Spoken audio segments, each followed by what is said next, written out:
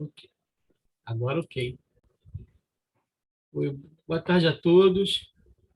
Que Jesus possa nos abençoar, que os amigos espirituais, em especial os mentores da nossa amada Casa de Jesus, nosso querido Francisco de Assis, para que a gente possa ter uma tarde, um estudo tranquilo, né, aproveitável para todos, e que a gente possa, de alguma forma, né, ajudar no entendimento da questão em que ainda perturba muita gente, que é o entendimento a respeito da existência do espírito, né?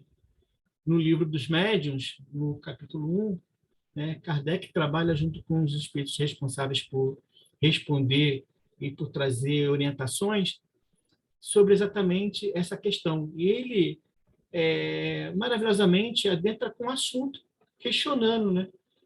Há espíritos. E aí, para a gente entender por que desse questionamento, a gente vai fazer umas colocações preliminares para poder a gente entender. O nosso querido René Descartes, ele tem uma frase que todo mundo conhece e gosta muito, que é o penso, logo existo. Mas ele tem uma outra frase que é também muito interessante, que dá continuidade a esse entendimento da existência humana, que é duvido, logo penso, logo existo. Então, ele fala exatamente da nossa capacidade de pensar e da nossa capacidade de duvidar ou de questionar as coisas.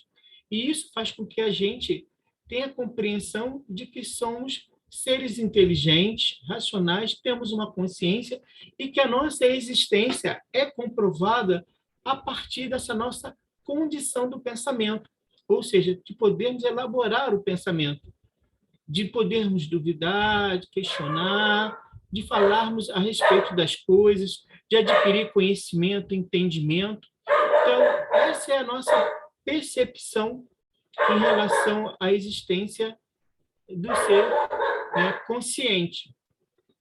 Mas por que também questionar sobre a espíritos? Isso deveria ser óbvio para todo mundo, mas não é. Mas por quê?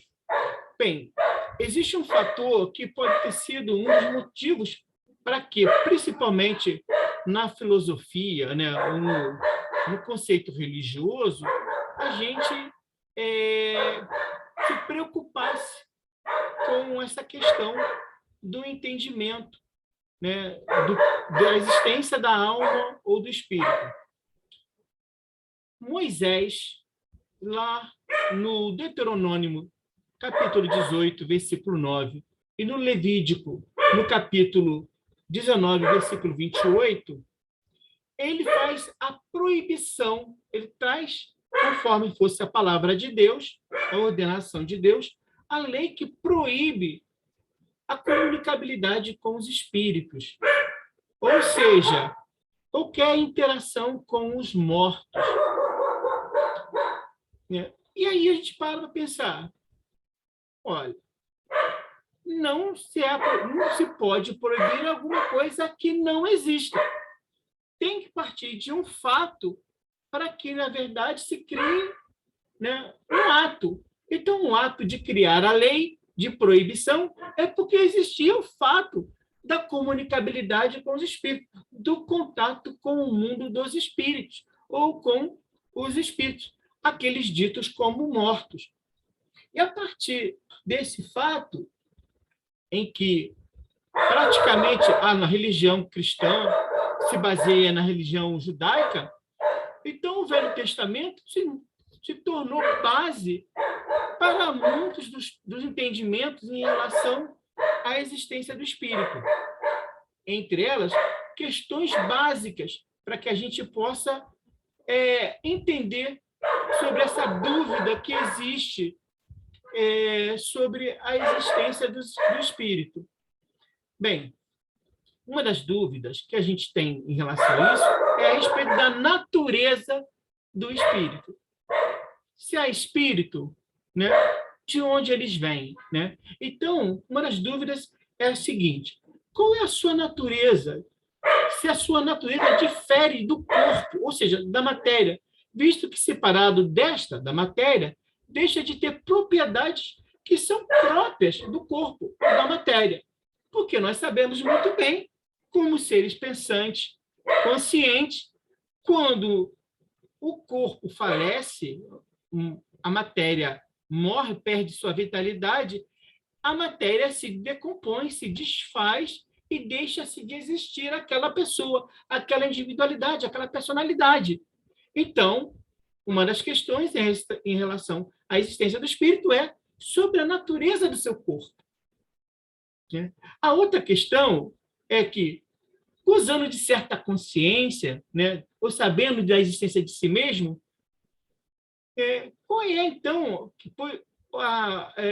a questão de passar por sofrimentos e alegrias que é inerente à nossa existência, e caso, se a gente possui essa consciência em que a gente vive alegrias e tristeza, por que, então, passamos por essa experiência das alegrias, das tristezas, do sofrimento, se vamos deixar de existir? Se não vai existir mais nada, morreu o corpo, acabou as alegrias, acabou o sofrimento. Então, por que do gozo, da consciência, da alegria ou das vicissitudes da vida? Se, ao morrermos, ou se o corpo físico morrer, deixa de existir. E a terceira, admitimos-se que a alma vai para um lugar, se existe uma alma, se existe um espírito, essa alma tem que ir para algum lugar, para alguma parte. E para onde ela vai? E o que será feito dela? Então, essa é uma questão. Olha, se eu, como ser consciente, que tive um corpo, e aí depois perco esse corpo, mas esse corpo, durante um tempo, me dá a vivência, as experiências. Essas experiências não devem ser perdidas, porque não adianta ter vivências, experiências, adquirir conhecimento, evoluir, progredir, se depois vai deixar de existir. Então, para onde vai tudo isso? Então, essas questões são questões que movimentam ainda, mexem muito com a nossa condição. Mas, ao mesmo tempo, voltando lá à questão de Moisés, nós vemos também no Velho Testamento e como no Novo Testamento a questão da presença dos espíritos. Mesmo sendo proibido a comunicação, nós vamos ver lá, por exemplo, o rei Saul, que procura uma feiticeira na cidade de Andor e vai até a caverna dela, procurando falar com o profeta Samuel, que há pouco tinha morrido, desencarnado, falecido.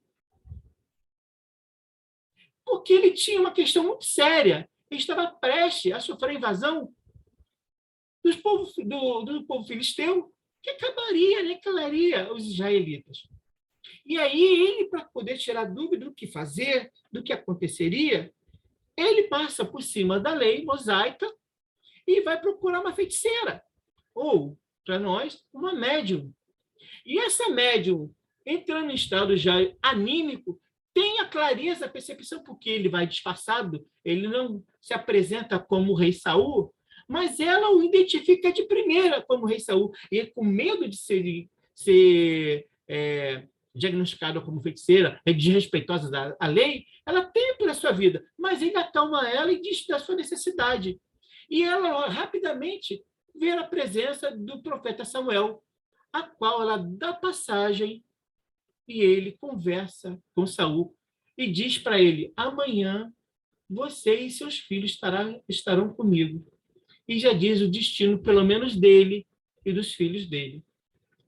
Então, essa é uma passagem que, após Moisés ter dito que não deveria se haver a comunicação com os espíritos, com o mundo dos mortos, o rei Saul vai e procura.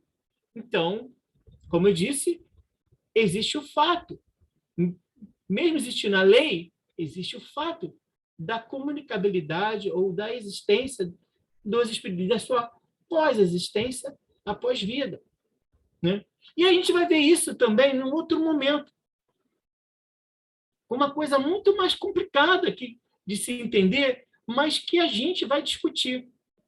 Que é o caso do nosso querido Paulo de Tarso, Saulo, que se transforma em Paulo, está no livro Paulo e Estevão, e depois dele se converter, depois passar aquela situação toda de dificuldades de se adaptar de início, de ser aceito, porque as pessoas desconfiavam dele, ele foi procurar o seu pai, lá em Tarso, né? E quando chega lá, o pai, né, recebe, e percebendo que ele não se demovia da ideia de ser cristão, achou ele louco, e aí, na verdade, naquele momento, vamos dizer assim, deserda, né? Ele finda a relação com o filho, porque o filho se tornou cristão. Paulo vai, então, para uma caverna, cansado, triste, né? Sem saber o que fazer, e dorme. Ao dormir, ele se emancipa do corpo e, em espírito, ele tem contato com Abigail, a sua noiva desencarnada, e o Estevão, companheiro cristão. E eles exatamente trazem novos ares, novos alentos, confortam, esclarecem ele sobre muitas coisas. E ele volta ao corpo, acorda com aquela lembrança. E narra isso nas suas cartas, que está lá em Atos dos Apóstolos. Mas também, se a gente for olhar, ninguém melhor que Jesus, que veio nos dizer que não veio derrogar a lei, mas dar continuidade a elas. Ele tem um monte de passagens em que ele trava o diálogo com os espíritos. Então, a comunicabilidade com os espíritos já existia.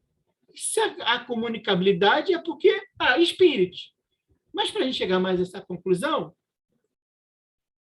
era necessário que a lei fosse revogada. Jesus disse que ele não veio revogar a lei, ele veio dar continuidade a ela. Quem tinha que revogar a lei era aquele que usou o nome do Senhor e a fez. Então, no Monte Tabor, na presença de Tiago, o apóstolo Tiago, Pedro e João, Jesus, ele se ilumina, transfigura na presença de Moisés e de Elias. Elias era também outro profeta que também fez isso. Ele, na época em que ele perseguia os seguidores de Abal, proibiu ao povo judeu, ao povo hebreu, que tivesse contato com os espíritos e também com aqueles que tinham contato com os espíritos, conforme a lei de Moisés.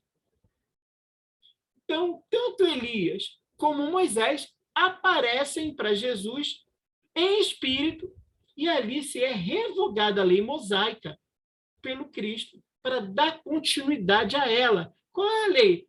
A lei, né, da comunicabilidade com os espíritos, um dos princípios, né, da existência do ser. E aí se dá a continuidade. Para a gente parar para pensar em relação a essa dúvida que nos traz sobre a existência dos espíritos, nós vamos ter que pensar em três partes, né? Primeiro, o ateu, aquele que não acredita na existência de Deus, ou melhor ainda, o materialista, que não acredita na existência de Deus, nem na existência do espírito. Para esse, a consciência ela surge do momento do nascimento do espírito e é desenvolvida. E se perde, ou seja, deixa de existir com a morte física. Então, a consciência, na verdade, é um estado orgânico, é uma função orgânica, vinculada ao cérebro, aos sistemas nervosos, em que ali se tem um mecanismo em que dá condição a uma certa espécie, que é a humana, de ter plena consciência da sua existência, podendo desenvolver sentimentos, pensamentos, evoluir no conhecimento, diferente das outras espécies. Isso é o que difere a espécie humana das outras espécies de outros seres, dos animais, principalmente. Então, essa é a visão materialista. E temos a visão espiritualista, a qual a doutrina espírita também faz parte. em que acredita na existência da alma ou do espírito. Mas há divergências, ou há pontos de vista, há forma de ver diferente. Por exemplo, há religiões, né, como religião espiritualista, né, segmentos espiritualistas, que acreditam que a alma ou o espírito é criado no momento do nascimento da criança, do ser.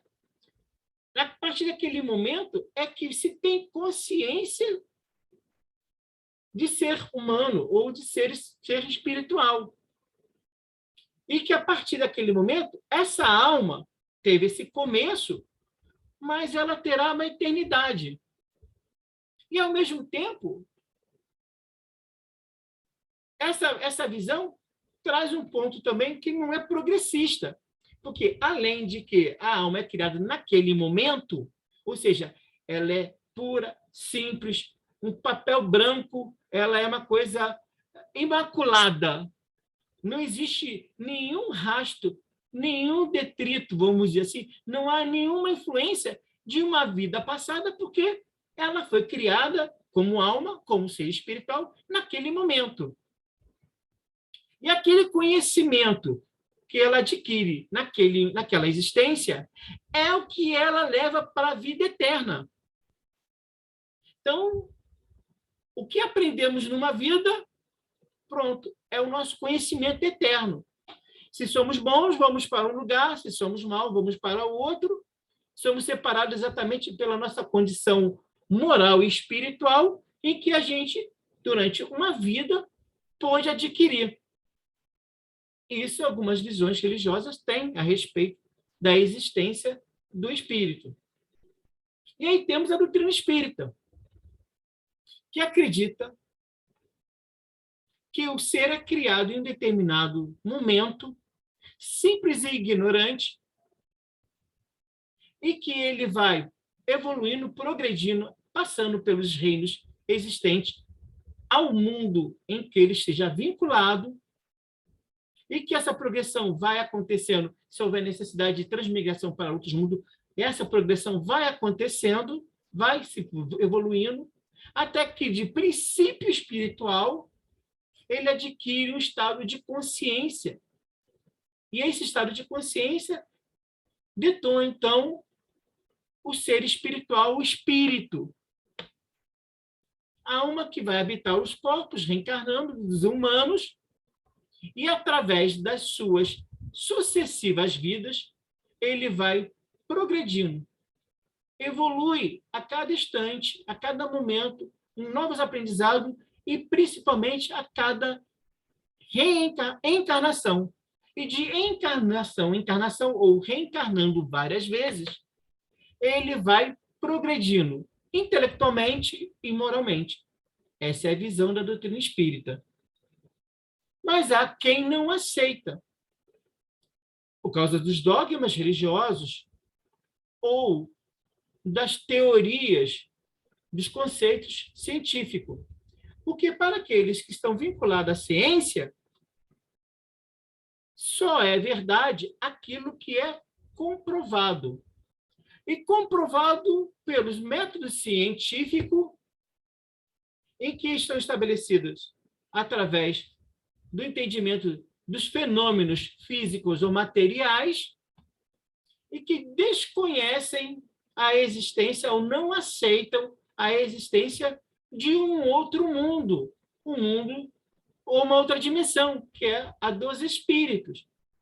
Por quê? Porque não temos ainda instrumentos, conhecimento, fora o que é apresentado pelas religiões, para o entendimento e conhecimento, e até mesmo certificação da existência do fato, da existência do espírito. Mas, ao mesmo tempo, nós vamos ver que isso faz com que a gente vá buscando cada vez mais entender a nossa questão da existência como ser, saber quem somos, de onde viemos e para onde vamos. A comunicabilidade com os espíritos, que de fato é o instrumento para com que podemos comprovar a existência do espírito, é uma questão da humanidade.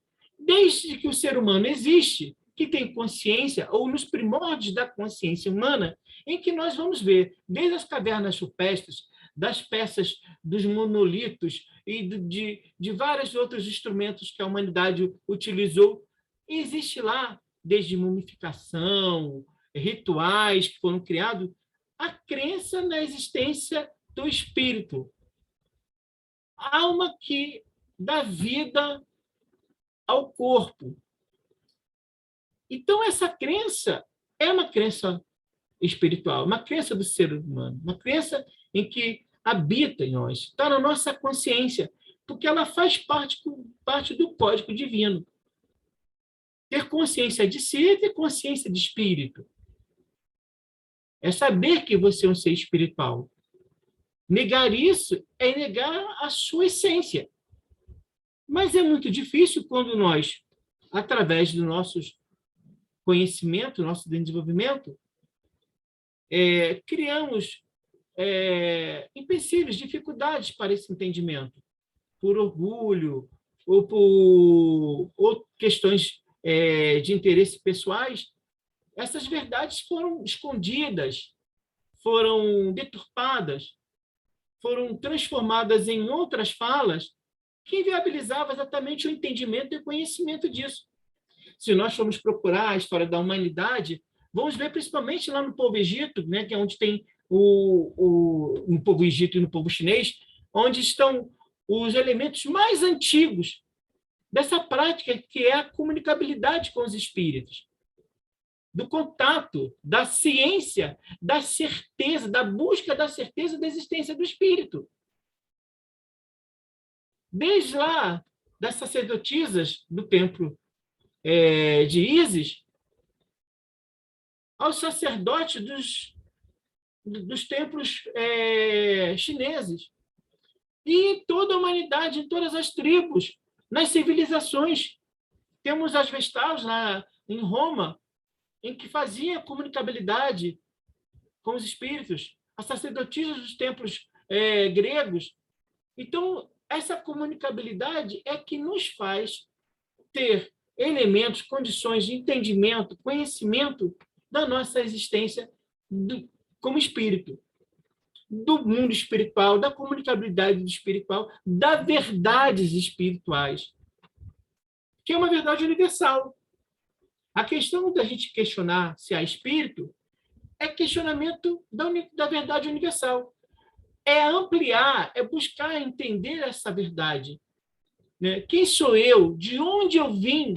Para onde eu vou? A vida não pode estar resumida ao ventre e ao túmulo, porque é pouco tempo para alguns, e para muitos que passam a vida principalmente de uma forma muito superficial, não aprofundada, não consegue elaborar muita coisa. Todo conhecimento humano que é trocado, é passado, de onde vem? Porque muitas das vezes a linha desse conhecimento se extravia, se perde, mas o reencarnante traz consigo esses conhecimentos, essas experiências, essas vivências, essas lembranças. E, além disso, através do contato com os amigos espirituais, companheiros espirituais, nos relembrados, é orientado, é trazido novos conhecimentos, novos entendimentos, para que a gente possa ter consciência disso, do ser espiritual. Eu trouxe um livro que eu gosto muito, que chama Em Prol da Mediunidade, pelo professor e médico Henrique Magalhães. É assim, Em Prol da Mediunidade, pequenas histórias do espiritismo. Ele conta a história, né, da médium Elizabeth Desperrance, né, que ajudou muito no processo da codificação, né, ela se apresentava pela Europa, fazendo apresentações de fenômenos espíritas, né, manifestações e tudo mais, e ela ia para a Alemanha, uma cidade da Alemanha, e precisava de auxílio para pousada, para estar naquela cidade. E um companheiro dela, né, um amigo, indicou a ela, né, a indicou para um grande amigo dele, que era um reitor de uma universidade protestante e que era um grande cientista. E esse senhor prontamente aceitou recebê-la em sua casa, e principalmente com o objetivo de estudar os fenômenos que aconteciam, tentando entender e até mesmo desmistificar aqueles fatos da comunicabilidade com os espíritos. Então, a proposta foi que Elizabeth fosse para sua residência, lá ficasse, e durante certas horas do dia, eles tirariam tempo para exatamente praticar a mediunidade, os fenômenos espíritas, e ele estudaria aqueles fenômenos. E isso foi acontecendo durante a semana, né? E a partir da segunda semana, ele começou a ter uma atitude estranha, ficar mais calado, aparecer menos, até que chegou, e ela preocupada, será que eu fiz alguma coisa, cometi uma grosseria, criei algum constrangimento? E um belo dia ele chegou para ela e falou, olha, estou indo à universidade e logo que voltar, nós conversaremos. Mas alguma coisa eu fiz? Aconteceu? Não, espere que nós vamos conversar. Eu preciso primeiro ir na universidade resolver algumas coisas. E foi. E ela passou aquela tarde lá, tadinha, como a maioria das mulheres, ansiosa, curiosa, né? Homens também, que eu sou ansioso e curioso, aí curiosa para saber o que aconteceu, preocupada. E quando ele chegou, ele narrou para ela: eu fui me desligar da universidade, como reitor da universidade. Porque essa universidade é uma universidade respeitada, de uma linha de pensamento que diverge de tudo aquilo que eu vivenciei aqui com você, de toda a experiência que aconteceu, que eu não posso mais negar. Há espíritos e eles se comunicam. Os fenômenos espíritas são verdadeiros. Então, eu não posso mais negar esse fato. Então, por uma questão de hombridade, de respeito, eu me afastei do quadro de reitoria dessa universidade. E também estou deixando o cargo de pastor da minha igreja, até que eu possa ter um estudo melhor, um entendimento melhor a respeito do que eu vivenciei aqui com os fenômenos espíritas.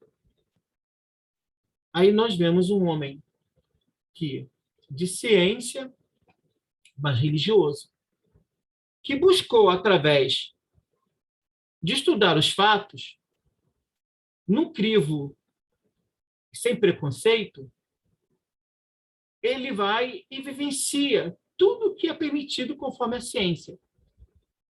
Analisa, verifica, experimenta, conclui, vai ler teorias, né, conceitos a respeito. Ele buscou todos os instrumentos para poder explicar o que ele estava vivenciando. E aí ele chega a esse fato, que há espíritos e que eles se comunicam. A grande importância da gente entender a questão desse fato de um homem de ciência, um homem de ciência e religioso, na verdade, um pastor, um guia religioso, uma pessoa com uma responsabilidade de orientar as pessoas, um orientador, né? É de que, diante dos fatos, não há como negá-los.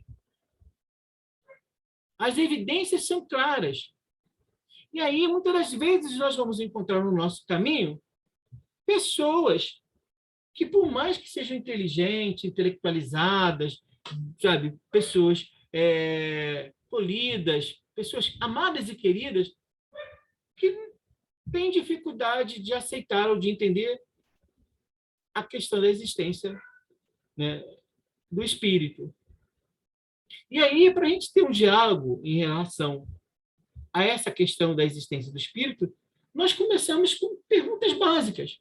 E aí vai evoluindo as perguntas conforme as respostas que são recebidas, para a gente ver até quando, até onde podemos andar com os questionamentos ou com os esclarecimentos a uma pessoa que está com dúvida ou não aceita.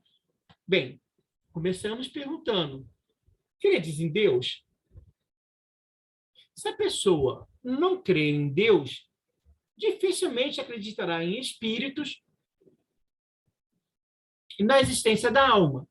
Então, se ela disser e for categórica que Deus não existe, para ela Deus não existe, nem adianta prosseguir com os outros questionamentos. Mas se ela se colocar, pelo menos, em dúvida da existência de Deus, ou acreditando em Deus, então, crendo em Deus, ou querendo saber se Deus existe, então, crede também na existência de uma alma, que tendes uma alma. Aí a pessoa pode chegar e dizer assim: não, crer em Deus é uma coisa, mas eu não creio numa alma, não creio que eu sou um espírito que tenha uma alma. Se ela não crer que ela possui uma alma, então que ela, na verdade, são dispositivos orgânicos que, bem elaborados e que, de uma forma, atuam para manter a vida, ela sendo alimentada, sustentada e cuidada, em que ela tem um tempo de duração e que não existe nada mais ali do que animasse ela do que simplesmente componentes orgânicos. Então, não tem que mais seguir. Ela não acredita na existência da alma ou do espírito. E aí, assim, como existe algumas pessoas, como no panteísmo, em que acredita na existência da alma, mas ao desencarnar, ao morrer, essa alma volta para o grande cosmo, né? Para a grande consciência universal. E aí ela se descaracteriza, perde a sua personalidade. Há quem acredita dessa forma, em que essa alma ela existindo, né? Ela estaria exatamente vinculada ao universo e se perde no universo. Mas se você crer, aí se você pergunta para ela: crede na sobrevivência da alma após a morte? Qual é a visão dela de pós-morte? Se a pessoa diz que não acredita na visão, não, morreu ali, ou se juntou com o grande universo, pô, acabou o assunto. Mas se ela acredita que a sobrevivência da alma, mantendo a sua personalidade, as suas características, após morte, aí vem outros questionamentos, que para onde vai então essa alma? E de onde ela veio? Né? E aí a gente entra na questão do entendimento dessa pessoa sobre o que é o espírito. O espírito, na verdade, ele é composto, né, vamos dizer, quando reencarnado em alma, ele é composto do corpo de carne, a matéria orgânica, que dá condição para que ele possa lidar sobre a matéria, né, desenvolver-se perante a matéria, sobre a vida material. Existe também um corpo espiritual, aquele corpo astral de Paulo de Tarso, que nós chamamos de perispírito, mas existem vários outros nomes dados, mas que é importante de entender esses nomes como um corpo espiritual, uma veste espiritual. Então, entre o corpo físico, a matéria, entre o espírito, o grande ser consciente, ou ser consciente, existe um intermediário, que nós chamamos perispírito, semimaterial. Nós ainda não nós conhecemos a sua natureza como desconhecemos a natureza do espírito. Esse entendimento ainda não faz parte da nossa condição, por falta exatamente de conhecimento, de entendimento, de moralidade, para entender esses mecanismos. Mas há esse corpo. Então, já descobrimos aqui que, acreditando na existência do espírito, como é que esse espírito se manifesta? ele é um ser consciente, a qual a gente não sabe ainda a sua natureza, de onde ele vem, mas que ele anima os corpos dos encarnados, dos seres vivos, e que ele tem entre si, o corpo físico e ele espírito, uma veste, um elemento intrínseco, em que ajuda exatamente a um e ao outro nessa interação. E quando, na verdade, há a morte, ou quando há o desencarne,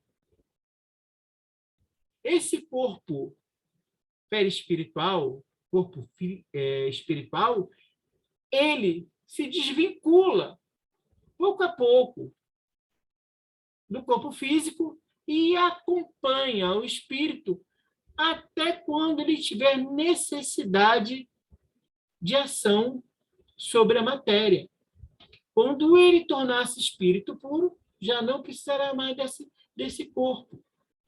Mas enquanto ele precisar, ou buscando ter que atuar sobre a matéria, ele pode formar um novo corpo perispiritual.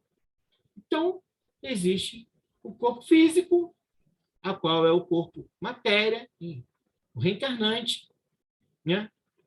Há o corpo espiritual, que serve exatamente intermediário, modelador, que dá forma, que está os arcabouços do espírito, onde está as suas camadas energéticas, com as suas vivências e suas experiências.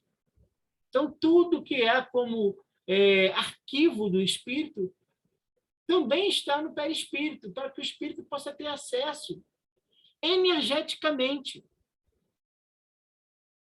Esse corpo fluídico serve, então, como base, né, como vestimenta, o mala, guardião do espírito, no sentido de trazer ali guardado as suas vivências e experiências.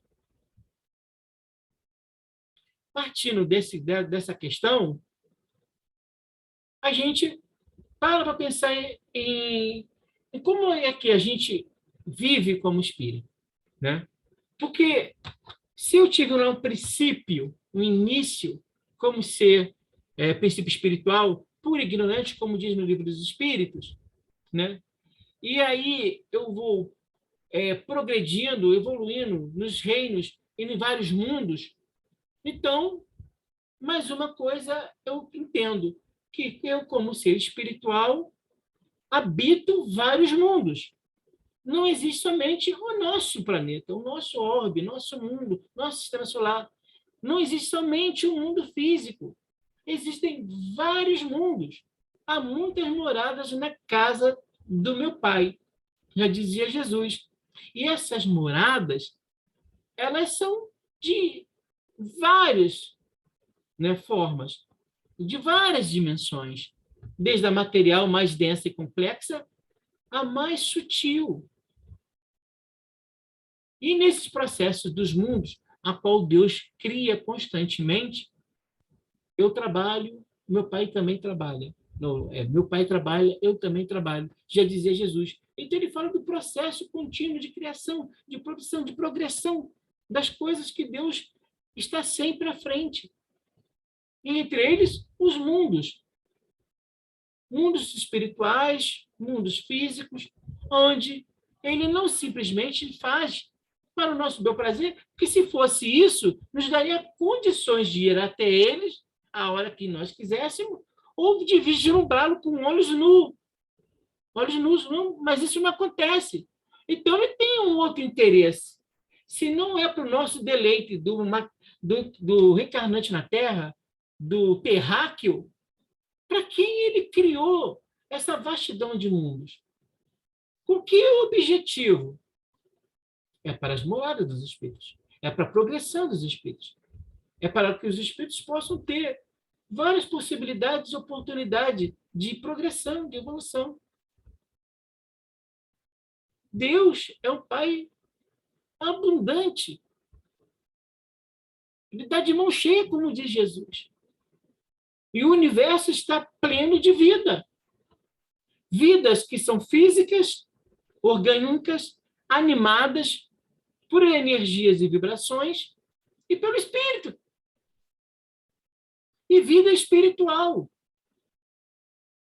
Esse ser que lá, simples e ignorante, chega a um estado em que ele acompanha progressivamente o entendimento das leis da vontade de Deus. Quanto mais perto do entendimento das leis divinas e ocupado das vontades de Deus, maior a consciência do espírito e dando a ele futuramente a condição de cooperador com a vontade de Deus. Deus nos cria exatamente para isso. Nós, como criaturas, para cooperarmos com ele. A vontade de Deus é a nossa felicidade e que cooperemos com o amor de Deus. Então, nós somos a manifestação do amor divino. Somos a parte consciente da manifestação do amor divino.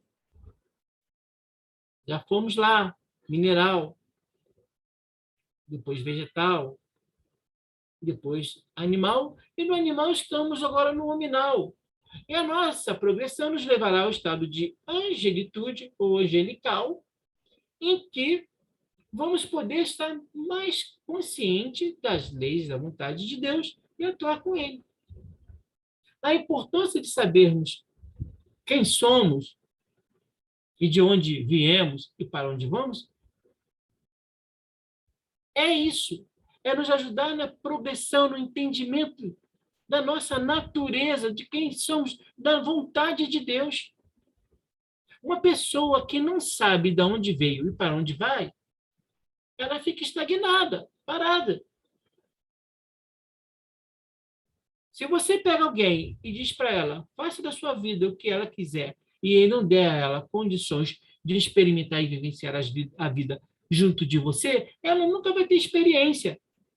Ela nunca vai saber o que fazer. Mas convivendo juntos, sempre, os mais evoluídos ajudando os menos evoluídos, os mais amorosos ajudando os mais ignorantes. Essa possibilidade faz com que, como ser espiritual, vamos ter nossa plenitude, chegar nessa plenitude, buscar essa plenitude, caminhar para ser verdadeiramente o que somos. Ou seja, espíritos, seres conscientes da criação. Parte importante do amor divino. Somos uma manifestação do amor divino. Por falta de palavras, de conhecimento, não temos como melhor definir o que é o espírito. Mas, como diz o nosso querido amigo William Crookes, né? Que os espíritos existem, isso eles existem. Um grande cientista inglês da Academia Real de Ciências, uma cadeira lá, foi chamada pela rainha e pelos seus ministros, né, para que ele pudesse estudar os fenômenos espíritas e provar, né, o equívoco que era, né, a fraude espírita. E ele, como grande cientista já renomado, né, com vários conceitos e algumas teorias vigentes que vigem até hoje na física e na matemática, ele foi estudar os fenômenos espíritas. Estudou a materialização a fundo. E aí chegou à conclusão e levou essa conclusão de que não era uma fraude, os fenômenos espíritas não eram uma fraude. E que, uma coisa ele tinha certeza, sim, existe o espírito. E ele se manifesta. Bem, para que a gente possa entender a nossa condição como ser espiritual, basta a gente buscar a nossa consciência. O que nós entendemos como nossa existência. E ampliar essa questão da nossa existência para o antes e depois, reverberando, como se fossem ondas, para entendermos quem fui eu, o que sou eu hoje e o que será de mim amanhã. Qual é a proposta de Deus na minha vida? Para que eu fui criado? E se eu, que estou encarnado, tenho a certeza da existência dos espíritos, aonde estão os meus amados? Porque eles não teriam o direito de se comunicar, de utilizar daqueles que têm a condição, no plano físico, de uma sensibilidade de percepção do mundo espiritual, da presença espiritual, e ser porta-voz para dizer: eu te amo, tenho saudades, estou aqui, estou bem. Ou até mesmo os desafetos. Você me feriu, você me magoou, alimentei ódio e raiva, sofro e, buscando compensar o meu sofrimento, desejo o seu também. E aí poder se pedir perdão e trabalhar o perdão. Quando desencarnamos, não deixamos de ser o que somos. Nos apresentamos como pensamos e sentimos nesse momento. E aí é que está a grande questão do ser. Deste lado, nubilado, impedido pela matéria de perceber, fora a condição da sensibilidade mediúnica, a existência do mundo espiritual. E aí negamos a existência porque eu não consigo perceber, eu não consigo ver, eu não consigo ouvir. Não vejo mais o meu pai amado, minha mãe amada, minha mulher amada, meu filho amado. Graças a Deus me livrei daquele inimigo que morreu e agora não está mais perto de mim e não me faz mal nenhum. Essa visão, por estar preso à matéria e por não ter as percepções extrafísicas, nos leva a entender que não existe espírito. Lê do engano. Triste, na verdade. Porque todos temos a condição de percepção do mundo espiritual. Como coloca lá os espíritos de Kardec, né? Todo mundo é médium em certo grau. Porque somos intuídos, inspirados pelos espíritos. Alguns para assistência e outros até para interferência em nossa vida. Há um protetor, guia, anjo da guarda, um mentor, dê o nome que quiser, mas é uma criatura amorosa de Deus se propõe a estar conosco, a nos ajudar na nossa caminhada. Há aqueles por desafeto, ignorância, até cumplicidade, se alojam e se ocupam da nossa vida como se estivessem encarnados e querendo exatamente, de alguma forma, manter-nos nessa situação, utilizando das nossas condições para viver um mundo que não me cabe atuar, porque ele agora está no mundo espiritual. A percepção do mundo espiritual e a percepção do mundo material não podem ser separadas quando estamos reencarnados, porque somos, na verdade, em primeiro espíritos, que por uma necessidade necessita passar pela matéria. Passando pela matéria, você não é hermeticamente fechado, porque você tem a condição, um sono, em estados que são levados pelo psique ou pelas emoções, de ter percepções do mundo espiritual, da existência do espírito. Quem não gostaria de ter contato com um ente amado, com alguém que já partiu, confabular, pedir orientações? Quem não gostaria de pedir perdão por um erro cometido e hoje compreendendo que foi um erro, um desatino? E tentar resolver para que pelo menos a consciência fique tranquila. Mas é primeiro necessário saber quem sou eu, espírito. De onde vim? simples e ignorante no processo progressivo de reencarnações. E para onde eu vou? Para a felicidade eterna, progredindo até me tornar um espírito puro. E aí cooperar com Deus. Que Jesus nos abençoe, nos ampare, trazendo muita paz e muita luz para os nossos corações. Obrigado.